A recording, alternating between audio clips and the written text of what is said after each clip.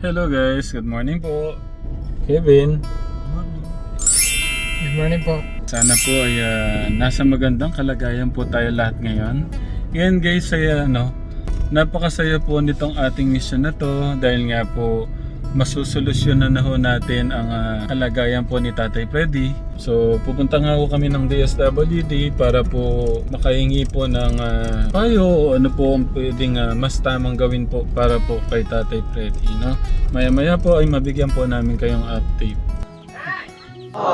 Morning po.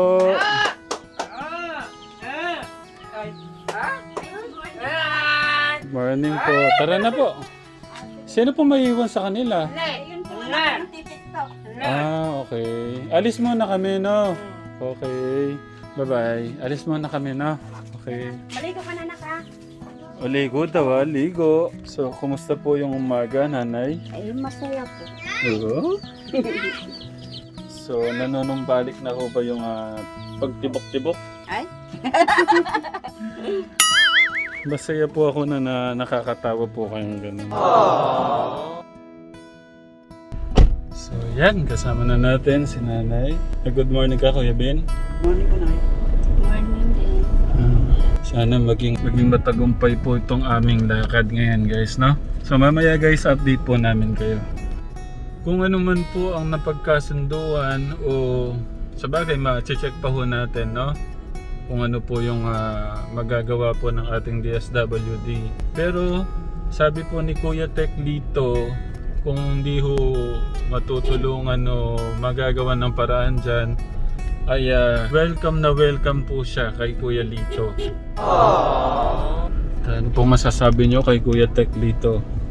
Maraming salamat po sa taas puso niyo pong tanggap sa asawa ko. Sana po matulungan siya ng pagkapagbagong buhay po siya para sa sarili niya. Kahit hindi na lang po kami magsasama. Para na lang po sa sarili niya, para naman bata pa po siya. Maraming salamat po sa lahat ng suporta sa asawa ko. May salamat po sa lahat. Nanay, marami pa siyang magagawa, no? Opo, magaling po gumawa ng bahay po yun. Siguro nanay, no, pagka okay na si tatay, siya na lang yung isa sa mga katekram team para Opo, magaling gumawa ng bahay po yun. para Ano po yung nakakaingitan sa dahil sa magaling siya gumawa ng ano. Oo. So yan guys, soon to be katekram team si Tatay Freddy. So dito na po kami sa munisipyo po ng San Ildefonso, guys. Yan, nakapila po kami sa social welfare. Hihintay lang po kami na mag-a-assist sa amin. Yan, maraming salamat po Sir Ronnie sa inyo pong napakabait na pag-assist po sa amin, no?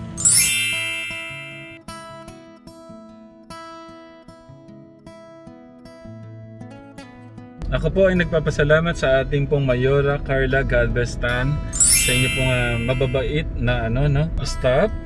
Nay, update niyo muna sila, Nay, sa ano pong napag-usapan mo natin doon. Lilapit po muna sa barangay. Tapos po may isang tao pong tuturuan magbitik sa cellphone para po online. Para po sa online check-up. Para po kay Freddy. Abangan nyo na lang po kung ang mga susunod na detalye. Maraming salamat po. Na-open ko nga ho kay Sir Ron na worst to worst talaga pong wala ho tayong magagawa para ho kay Tatay Freddy. Welcome na welcome po siya sa bahay. At sabi ko nga po, kung pwede na lang po kaming masamahan na kunin si Tatay Freddy para po mauwi po siya sa farm. At sabi nga po ni Sir Ron, di ba nanay? Ano po ang sabi niya, di ba po, ay ang kulang sa Tatay Freddy, wag ko kayo magalit ha? Opo. Pagmamahal po. Ayun. Pagmamahal sa isang pamilya. Hindi ko sinasabi na kulang ang pagmamahal po ng ating Nanay Raquel, no? Siyempre, ano ko din yung ni nanay na may alagayin siyang 2 PWD. Tapos meron pa siyang takot na saktan po ulit ni Tatay Freddy. So, darating din yung panahon maayos natin yan. Nay, wag ko kayo mag-alala, no? Aayusin natin lahat. At sasamahan tayo ng ating Katekram family na ipag-pray po si tatay, no? So, kakarating lang natin guys. Magandang umaga po. Ayan. Pinapunta po kami ng munisipyo. Ayan, may tinawag na po sa inyo, ma'am. Opo. Ayun. So, nanay, sige po. Lapit po kayo doon. Ilinapit po namin si Tatay Freddy kung ano po yung maitutulong po ng munisipyo para po sa kanya. At tinawag po sa inyo at pag-uusapan po yata dito. Apo, salamat po, no? Salamat. Grabe, ang bilis po ng response. Salamat po. Kung ano man po ang napagdesisyonan, sabi ko nga po kay Sir Ronnie. Pero alam ko gagawin po lahat ng ating munisipyo yung maitutulong po niya. Pero sabi ko nga po, kung worst to worst talaga pong wala ho tayong magawa o ano man, welcome na welcome po siyang dalhin sa farm kung ano. Saan mo idadali si Freddy? Ikaw ang asawa. Ikaw dapat magdabuti sa asawa mo. Paano mangyayari kung ayaw naman mo? Kaya nga sabi ni Mama, bumalik na siya sa bawa niya. Parang sabi po ni Sir Ronnie, i-rehab po ng munisipyo. Opo. I-rehab na po. Ikaso paglabas. Pwede naman po sa amin. Kung ayaw po nila. Kasi magsasabi mo nila mahirap ang kalagayan nila. Kasi wala pa talaga. Hindi po, kung sabi nga po ni Sir Ronnie, kung mapa-okay ho nila sa kanilang ano po gagawin, so pwede naman ho siya doon sa farm. Welcome naman po siya. At sobra din po ako nagpapasalamat sa ating Mayora Carla sa kanya pong kabaitan po sa mga nasasakupan po niya.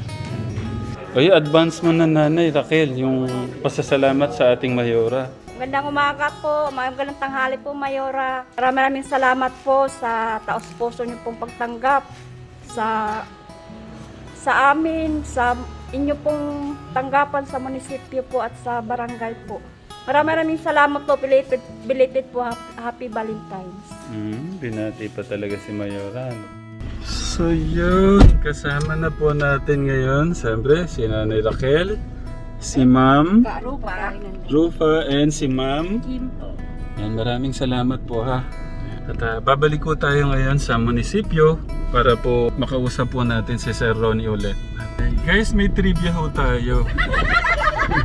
Si Ma'am Rufa po pala, ang bahay po nila, si Tatay Freddy ang gumawa. So, tanong ko lang po Ma'am Rufa, kumusta po si Tatay Freddy nun? Nung ginagawa niya yung bahay nun eh, sinusumpong na siya nun. Nag-ano na siya nun eh, yung, di ba nung tatalon sa... Pagka gumagawa siya doon sa bahay, sinasama niya si Tita Raquel. Tsaka yung anak, maliit pa yung anak nila nung ginagawa. Kailan po yun, Ate Rufa? 13, mga, ano na siguro yun, mga 8 years na siguro yun. Matagal na rin pala Nanay, no? Kasi pag may nakita siyang nakamotor, napapasok na sa gawin namin. Yun. Tatalon po yung kahit mataas yung ano. Taas nung ang dami yun sa Tatalon taas. yan. Tatalon At yun. tinitingnan, sino ba kayo dumating na yan? Ano saan? Oo. Nagtatago ba dyan? Lugugin lahat po ng sulok ng bahay namin. So doon pa lang mo pala, 8 years ago pa lang pala Ma'am Rufa, talagang may ano na si tatay, no? So yun po ang sinasabi po ni Sir Ronnie na sana naagapan. Huwag ko kayo magalit Nanay Siyempre, ano lang, inaano ko lang po ang sinasabi po ni Sir Ronnie. Kung naagapan, baka daw po naiwasan. Nung nagkaganon na si Kuya Freddy eh, di ba pinagamot siya noon? Di ba gumaling na siya eh, bukas bumalik po ulit. Bumalik siya dun sa trabaho. Sige, yun lang guys. At update namin kayo ulit mamaya, no?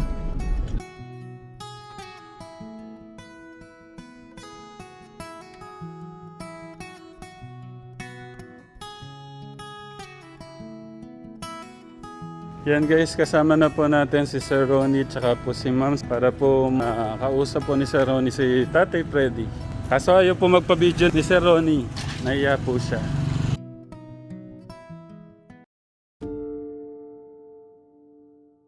Gano'n na po kayo katagal, sir, na hindi nakauwi sa inyo? Nako, sir, matagal na rin, 6 years na. 6 years na akong presidente na hindi na dito. Matagal-tagal na rin po, ano. Pero gusto niyo na po bang umuwi sa inyo, sir? Nako, matagal na.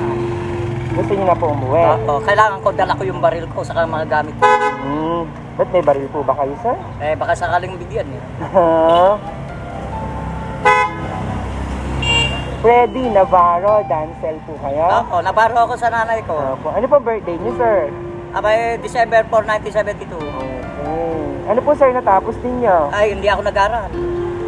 And mga naging trabaho po, sir? Ay, marami. Ano-ano po? Ay, sa ngayon, wala akong trabaho. Ay, dati po, mason at... Nakita niyo ba yung ID ko, ano? Hindi po. May Oo, nagkwento. dati. Ano po? Eh, talagang ganyan nag-umpisa. Nung kung meron, naglebo. Labor, opo. Sir, pag po ba may mga gamot na irereseta sa inyo, willing po kayong uminom?